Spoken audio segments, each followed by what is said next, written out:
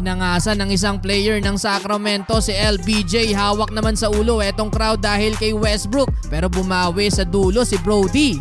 Another rematch game sa pagitan ng Sacramento Kings at ng LA Lakers. Galing sa panalo ang Lakers mga bro at balak din nilang maka-win streak kontra sa isa pang young team ng Sacramento.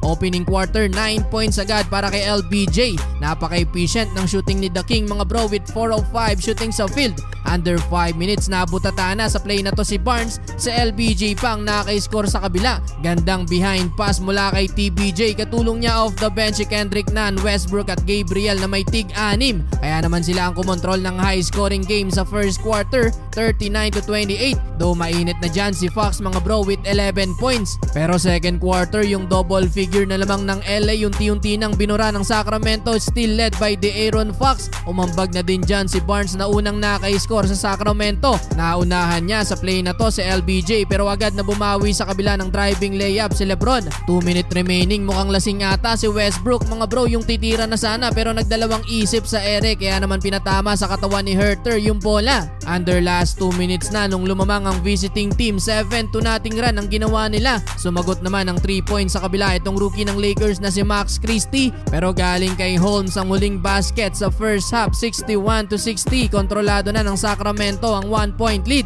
Entering the third quarter, heto na ang Sacramento, kinain na ang depensa ng Lakers, nagpaulan pa ng 3 points. Pagod sa LBJ, kakabuhat sa LA mga bro. 10 points ang ginawa sa third quarter. Tamang basa na lang tuloy siya nung pinabalik sa bench habang maintain sa double figure ang hawak na lamang ng Sacramento. Buti na lang unti-unti nang nagkakakumpiyansa na ulit etong si Kendrick Nunn. Gandang energy din ang dala ng rookie na si Max Christie. Kaso sa last 10 seconds mga bro, napahawak sa ulo etong crowd ng Lakers nang si Westbrook ang tumira sa dulo. 90-82, Sacramento up by 8 points. Eto mga bro, hindi konektado sa game pero isang fan ang nanalo ng 70k nang maipasok etong half court shot. Mahigit kumulang 3 milyon ang napalalunan ng maswerteng fan na yan. Fourth quarter, bumawi sa crowd etong si Brody mga bro nang maipasok etong back-to-back 3-pointer. Muling nagka-momentum ang LA mga bro, 3 din mula sa rookie. Well, sa play naman na to, inangasan ni Metu etong si LBJ mga bro nang mabutata.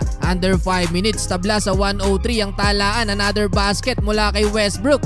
Pero yun nga lang mga bro, after ng basket na yan ni Westbrook, sumagot ng 5-0 run ng Sacramento. 3 mula kay Kevin Herter at driving layup naman para kay Fox. 108-103. But the game is not over. Tip in para kay Waynian Gabriel na nasundan pa ng end 1 play mula kay LBJ. Tabla ulit sa 108 ang talaan. Yun nga lang, bumawi din ng end 1 play sa kabila si Harrison Barnes. 111-108 at salang naging tira ni LBJ para maitabla ulit ang laban. Well, sa dulo nakakuha na din ng Sacramento Kings ang panalo. Nakapagdala ng 32 points, 8 rebounds at 8 assists si LBJ habang 30 points din para kay Fox.